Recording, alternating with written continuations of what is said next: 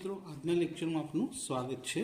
આજના લેક્ચર છે મારો ધોરણ 12 કોમર્સ આંકડાશાસ્ત્ર ભાગ 2 ચેપ્ટર નંબર 5 વિકલનનો, જેમાં આજે આપણે સ્વાધ્યાય 5ના સેક્શન Fનો દાખલા નંબર 3 અને 4 સોલ્વ કરીશું। તો ત્રીજા દાખલાની અંદર f ઓફ x એટલે કે વિધેય આપેલું છે અને આપેલા વિધેયની અધિકતમ એટલે કે મહત્તમ કહેવાશે અને લઘુત્તમ એટલે ન્યૂનતમ કહેવાશે। તો બે કિંમતો શોધવાની છે, મહત્તમ અને ન્યૂનતમ, એટલે કે અધિકતમ અને લઘુત્તમ કિંમત આપણે શોધવાની છે। તો શરૂઆત કરીએ। સૌથી પહેલા તો વિધેયને લખી દઈએ। વિધેય શું છે આપણું? f ઓફ x બરાબર x ઘન minus x square minus x plus 2। આ દાખલો મેં તમને આગળના લેક્ચરની અંદર દાખલા નંબર 2 શીખવાડ્યો તો એક્ઝેક્ટ એના જેવો જ દાખલો છે। તો સૌથી પહેલાં શું કરીશું? વિધેયનું વિકલન। હવે એફ ઓફ એક્સનું વિકલન કરીએ તો શું કહેવાશે? F dash x. 3 ઘાત આગળ આવી જશે અને 1 ઘાત ઓછી થઈ જશે। તો 3 આગળ આવી ગયા અને 3માંથી 1 જાય તો 2। અહીંયા 2 આગળ આવી જશે અને 2માંથી 1 જાય તો 1, પણ એક્સની 1 ઘાત લખાય નહીં। ઓછા એક્સનું વિકલન શું થાય? 1। 2 અચળ સંખ્યા છે એટલે એનું વિકલન શું થઈ જશે? 0, જે નથી લખવાનું। હવે શું કરશું? એફ ઓફ એક્સ બરાબર એફ ડેશ એક્સ બરાબર 0 મૂકતા તો આ જે કિંમત મળી એના ઇક્વલ 0 લખી દઈશું કે 3x square minus 2x minus 1 બરાબર 0। હવે આ બહુપદી એટલે કે સમીકરણ બની ગયું છે। હવે આના અવયવ જ પાડવા પડશે। 3 એકા 3, પણ કેવા? -3। એના 2 ભાગ પાડવાના અને જવાબ 2 લાવવાનો। તો 3 એકા 3, 3માંથી 1 જાય તો 2 આવી જાય। મધ્યમ પદ કેવું? માઇનસ, તો મોટી સંખ્યા માઇનસ અને માઇનસ માઇનસ પ્લસ। પ્રથમ પદ એમનું એમ। મધ્યમ પદના 2 ભાગ પડી ગયા, -3x અને પ્લસ 1x, પણ 1 ના લખાય એટલે ખાલી x। અંતિમ પદ -1 બરાબર 0। પહેલા બેમાં કોમન શું દેખાય છે? તો 3 અને x, તો 3x। એક્સની 2 ઘાતમાંથી 1x બહાર, 1x અંદર, 3 તો કોમન આવી ગયા। ઓછા આખા 3x કોમન આવી ગયા તો 1। છેલ્લા બેમાં કશું કોમન નથી તો 1 લખવાનો અને જેમ છે તેમનું તેમ x - 1 બરાબર 0। 2 બ્રેકેટ સરખાવ્યા તો બ્રેકેટને કોમન લઈ લઈએ, x - 1। બીજું 3x પ્લસ 1 બરાબર 0। x માઇનસ 1 બરાબર 0 અથવા 3x પ્લસ 1 બરાબર 0। -1 સામે જશે તો કેવો થઈ જશે? +1। અને અહીંયા x શુદ્ધ હોય તો +1 સામે જશે તો -1 અને આ 3 ક્યાં આવશે? એના છેદમાં। તો એક્સની 2 કિંમતો મળી અલગ અલગ। હવે આ એક્સની કિંમતો દ્વિતીય વિકલનમાં મૂકવાની। શેમાં મૂકવાની? દ્વિતીય વિકલનમાં। આને સ્થિર બિંદુઓ કહેવાય। દ્વિતીય વિકલન શોધીએ કે એફ ડબલ ડેશ એક્સ, જેમ જેમ વિકલન વધતું જશે એમ અહીંયા ડેશની સંખ્યા વધતી જશે। તો હવે આનું ફરીથી વિકલન કરીએ। 2 તરી 6 અને 1 ઘાત ઓછી થઈ જાય તો 2માંથી 1 જાય તો 1x। 2x, તો એક્સનું તો 1, 2 એકા 2, કેવા? -2। 1 અચળ સંખ્યા એટલે 0 થઈ જાય, નથી લખવી। હવે સૌથી પહેલા એક્સની જગ્યાએ શું મૂકીશું? આપણે 1 મૂકીશું। તો સૌથી પહેલા લખીએ નીચે કે x બરાબર 1 આગળ, તો જ્યાં જ્યાં x છે ત્યાં ત્યાં 1 મૂકી દઈએ આપણે। તો લખીએ f ડબલ ડેશ 1, તો x હતો એની જગ્યાએ શું લખી દીધું? 1 લખી દીધું। તો સામે પણ 6 કૌંસમાં 1 ઓછા 2, 6 એકા 6 ઓછા 2, 6માંથી 2 જાય તો 4। હવે 4 0 કરતાં કેવા કહેવાય? મોટા, તો ગ્રેટર ધેન 0।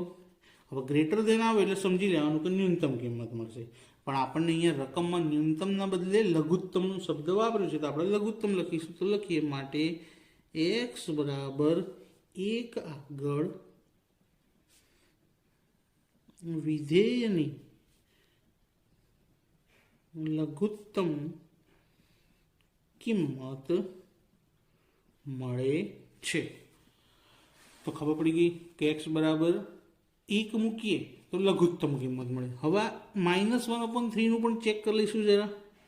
તો x બરાબર -1/3 આગળ, તો f ડબલ ડેશ -1/3, જ્યાં 1 મૂક્યો તો હવે -1/3 મૂકીએ, -1/3 ઓછા કેટલા 2. હવે 3 નો નાનો છેદ ઉડી જાય, 2 2 એકા 2 કેવા -2 ઓછા 2. તો જવાબ શું આવ્યો? -4 આવ્યો મિત્રો. -4 છે 0 કરતાં નાની કિંમત એટલે લેસ ધેન લખાશે. તો અહીંયા લઘુત્તમના બદલે મહત્તમ પણ રકમ પ્રમાણે અધિકતમ લખીશું કે x બરાબર -1/3 આગળ વિધેયની અધિકતમ કિંમત મળે છે. હવે x ની કઈ કિંમત આગળ અધિકતમ અને લઘુત્તમ મળશે તે તો આપણે શોધી નાખ્યું કે x બરાબર 1 આગળ લઘુત્તમ, -1/3 આગળ અધિકતમ. હવે કિંમતો પણ શોધવાની છે. તો હવે કિંમતો શોધીએ. તો કિંમતોમાં સૌથી પહેલા આપણને 1 આગળ લઘુત્તમ મળી હતી. અહીંયા આગળ જુઓ, x બરાબર 1 આગળ લઘુત્તમ, તો પહેલા લઘુત્તમ શોધી લઈએ. તમે જે શોધ્યું હોય તે પહેલા શોધી શકો, એવું કોઈ ક્યાંય નિયમ છે નહીં. પણ સૌથી પહેલા આપણે લઘુત્તમ શોધીએ. તો શરૂઆત કરીએ કે f ઓફ x ની લઘુત્તમ કિંમત.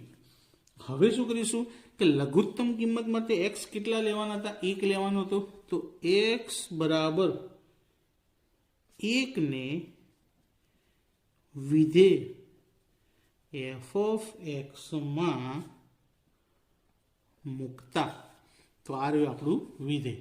એની અંદર આપણે 1 મૂકી દેવાનો છે. તો આ વિધેયમાં જ્યાં જ્યાં x દેખાય છે ત્યાં સીધો 1 લખી દઉં ચાલશે. તો f ઓફ 1 x ની 1 ઘાત એટલે કે 3 ઘાત માઇનસ x ની 2 એટલે 1 ની 2 ઘાત માઇનસ x એટલે ખાલી 1 અને પ્લસ 2. 1 ની 3 ઘાત 1, 1 ની 2 ઘાત પણ 1, માઇનસ 1 પ્લસ 2, પ્લસ 1 માઇનસ 1 ઉડી ગયા, 1 માંથી 1 જાય 0, 2 માંથી 1 જાય તો 1. તો આપણો લઘુત્તમ કિંમતનો આન્સર આવ્યો 1. હવે બીજું f ઓફ x ની અધિકતમ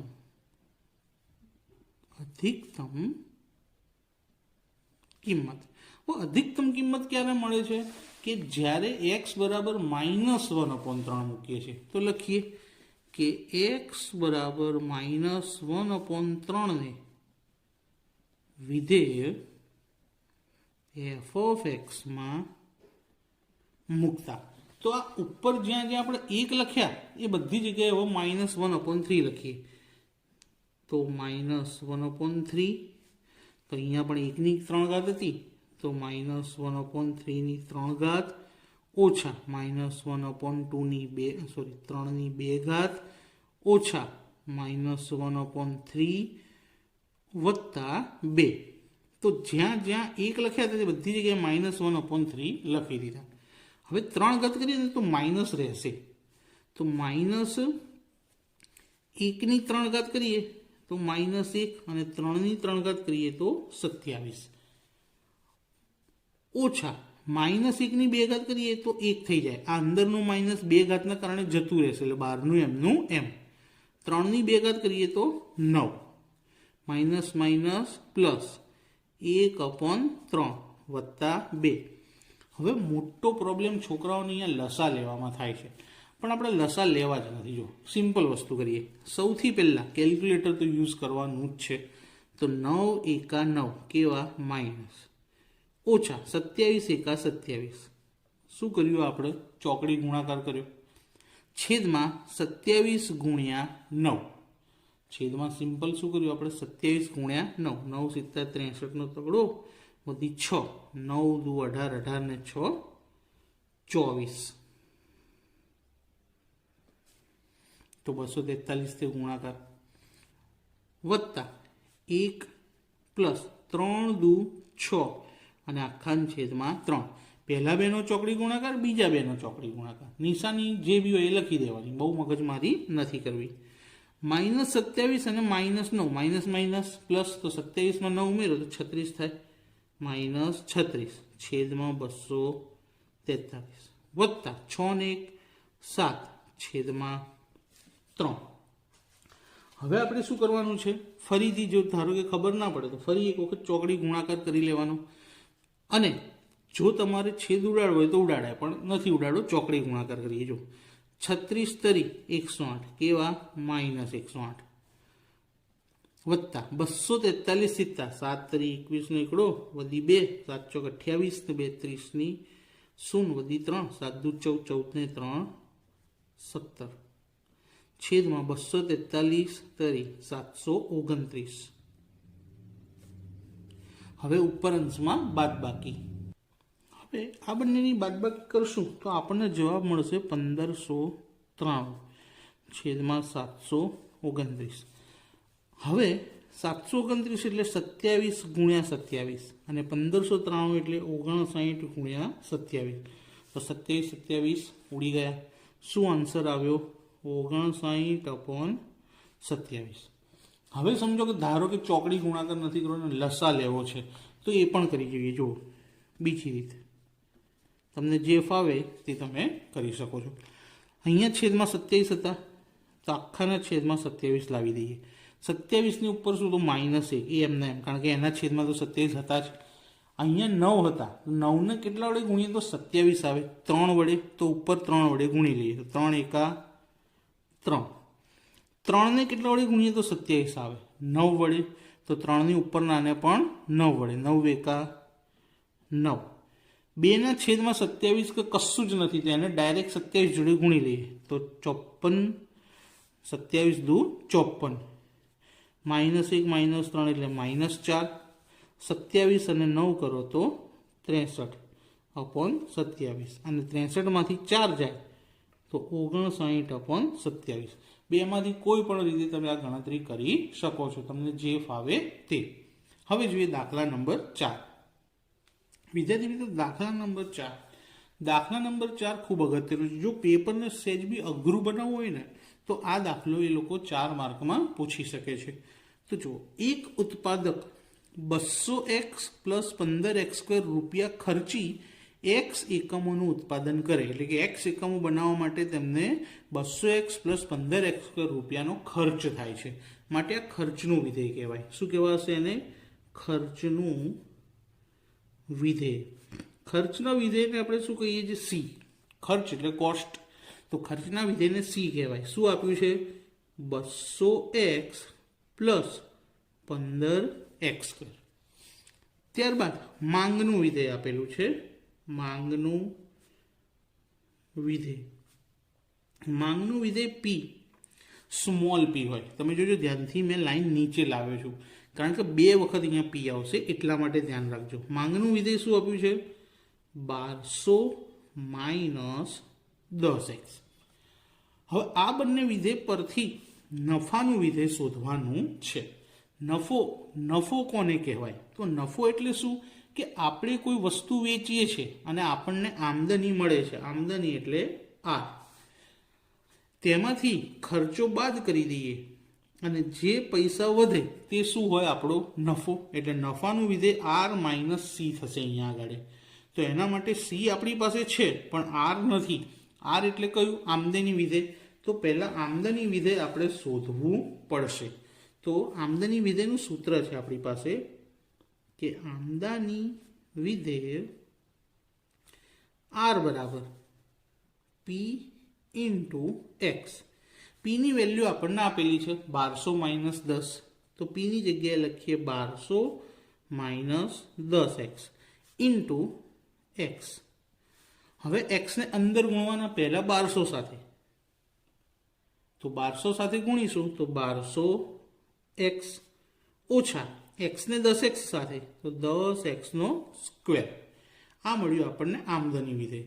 હવે આપણે નફાનું વિધેય શોધીએ કે નફાનું વિધેય નફાના વિધેયને કેપિટલ પી કહેવાય. જો એટલે મેં લાઈનની નીચે નથી લખ્યો. તો આ બે ફરક છે, માંગનું વિધેય સ્મોલ પી અને નફાનું વિધેય કેપિટલ પી. અને નફો શોધવો હોય તો આમદનીમાંથી ખર્ચો બાદ કરવો પડે. આ સૂત્ર છે, મોસ્ટ ટાઈમ સૂત્ર છે, યાદ રાખજો. હવે આરમાંથી સી બાદ કરવાના છે. તો પહેલાં આરની કિંમત લખીએ કે 1200x માઇનસ 10x² ઓછા સીની કિંમત.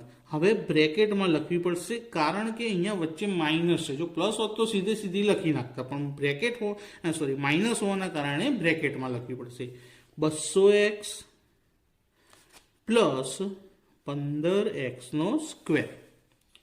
હવે બ્રેકેટ છોડી દઈશું તો બહાર માઇનસ છે એટલે અંદર નિશાની બદલાઈ જશે. તો 1200x minus 10x² minus 200x અને પ્લસ માઇનસ માઇનસ 15x². નિશાની બદલાઈ જોઈ તમે ધ્યાનથી, માઇનસ પ્લસ માઇનસ. 1200માંથી 200 જાય તો 1000x. 15 અને 10 બંને માઇનસ, તો માઇનસ માઇનસ પ્લસ એટલે માઇનસ 10 અને 15 25x². જોજો ઘાતનો સરવાળો ના કરી નાખતા ભૂલથી, ખાલી સગુણકોનો જ થાય. હવે આ મળ્યું આપણને નફાનું વિધેય પી. કેવો પી? Capital P. તો પહેલો જવાબ આપણે શોધી લીધો કે નફાનું વિધેય શોધો. હવે શું કીધું છે કે મહત્તમ નફા માટે કેટલા એકમોનું ઉત્પાદન કરવું પડે. એના માટે આપણે શું કરીશું, આ પીનો પહેલાંને નીચે લાઈન કરી દઈએ, આપણો પહેલો આન્સર આવી ગયો. હવે આપણે શું કરીશું કે આનું પ્રથમ વિકલન કરીએ પીનું. તો પીનું વિકલન કરીએ તો ડીપી કોની સાપેક્ષે? એક્સની, તો અપોન ડીએક્સ. 1000x છે તો ડાયરેક્ટ વિકલન શું થશે? ખાલી 1000, કારણ કે એક્સની કિંમત તો 1 અને 1000 એકા 1000 ઓછા 25x² નું કરીએ તો 2 ને કોની જોડે ગુણવાના? 25 જોડે. 25 દુ 50. એક્સની 1 ઘાત ઓછી થઈ જાય તો 2 માંથી 1 જાય તો 1 જ એક્સ વધશે. હવે શું કરીશું? નોર્મલ જ નિયમ છે આપણા કે ડીપી અપોન ડીએક્સ બરાબર 0 મૂકતા. તો આ જે આન્સર મળ્યો એના બરાબર શું લખી દઈશું? 0 લખી દઈએ. તો માટે 1000 માઇનસ 50x બરાબર 0. આ માઇનસ 50x સામે લઈ જઈએ તો કેવા થઈ જાય? પ્લસ. તો 1000 બરાબર 50x. 50 ક્યાં આવશે? 1000ના છેદમાં. તો 0 0 ઉડી ગયા અને 20 50 તો માટે x બરાબર 20. હવે એક્સની કિંમત પણ મળી ગઈ છે આપણને, પણ એક્સ બરાબર 20 એકમોનું ઉત્પાદન કરવાથી નફો મહત્તમ થશે કે નહીં તે હજી આપણને ખબર નથી. તો એના માટે હવે દ્વિતીય વિકલન કરવું પડશે. આ પ્રથમ વિકલન હતું, હવે એનું દ્વિતીય વિકલન. તો દ્વિતીય વિકલન કરીએ તો d²p અપોન dx². 1000 અચળ સંખ્યા એટલે એનું તો 0 થઈ જાય, માઇનસ 50x નું ખાલી શું થાય? 50. x 1 હોય એટલે 50 એકા 50. 50 કેવા છે? 50 કેવા છે? માઇનસ. પણ પહેલાં લખીએ કે x બરાબર 20. x બરાબર 20 ને d²p અપોન dx² માં મૂકતા. પણ તમે જુઓ d²p અપોન dx² માં ક્યાંય x છે જ નહીં જવાબમાં એના, એટલા માટે આ 20 મૂકી શકાશે નહીં. તો એનું એટલે લખી દઈએ કે d²p અપોન dx² બરાબર માઇનસ 50. માઇનસ 50 એ 0 કરતાં નાની સંખ્યા કહેવાય, કારણ કે શું છે? માઇનસ છે. અને સંખ્યા માઇનસ નાની આવે એટલે સાબિત થઈ ગયું કહેવાય કે x બરાબર 20 એકમો માટે નફો મહત્તમ થશે. તો નીચે જવાબ લખી નાખીએ કે માટે x બરાબર 20 એકમોનું ઉત્પાદન કરવાથી નફો મહત્તમ થશે. સિમ્પલ દાખલો છે. એના પછીનો જે દાખલો છે એ પણ કંઈક આવો જ છે. આવો જ એટલે સેમ આના જેવો જ દાખલો કે નફો કેવો થશે તે આપણે શોધવાનું છે. તો એ દાખલાની પહેલાં રકમ જોઈ લઈએ. તો મિત્રો આજના લેક્ચરમાં ખાલી 2 જ દાખલા લઈએ છીએ. આગળનો દાખલો 5મો અને 6ઠ્ઠો નેક્સ્ટમાં લઈશું. મેં શરૂઆતમાં જ કીધું હતું પણ હું ભૂલી ગયો. તો મિત્રો આજનો લેક્ચર આપણે અહીંયા જ પૂરો કરીએ છીએ અને આ ધ્યાનથી જોઈ લેજો આજનો દાખલો કે આપણે આર કેવી રીતે શોધ્યા હતા અને એના પછી નફાનું વિધેય કેવી રીતે શોધ્યું હતું, કારણ કે આના પછીના જે દાખલા આવશે એમાં પણ મહત્તમ નફો ક્યારે થાય તે જ આપણે શોધવાનું છે. તો મિત્રો આજનો લેક્ચર અહીંયા પૂરો કરીએ છીએ. વિડીયો તમને કેવો લાગ્યો મને કોમેન્ટ કરીને જરૂર જણાવજો પ્લીઝ, અને વિડીયો સારો લાગ્યો હોય તો લાઈક પણ કરજો અને મિત્રોને શેર કરજો. ચેનલને સબસ્ક્રાઈબ કરવાનું ભૂલતા નહીં. Thank you.